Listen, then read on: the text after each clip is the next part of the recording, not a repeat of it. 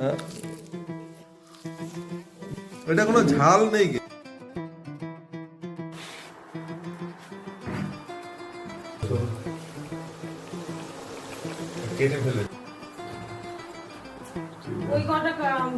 দেখালেই হলো, আর কথা বলে কি হবে।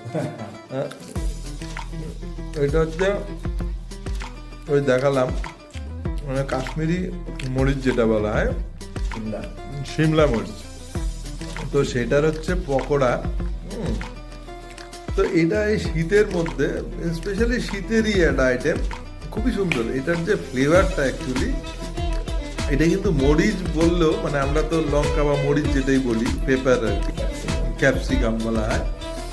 তো এটার যে ফ্লেভারটাই কিন্তু এটার ইউনিকনেস, এটা কোনো ঝাল নেই কিন্তু, লঙ্কা বা মরিচ হলেও এটার কোনো ঝাল নেই।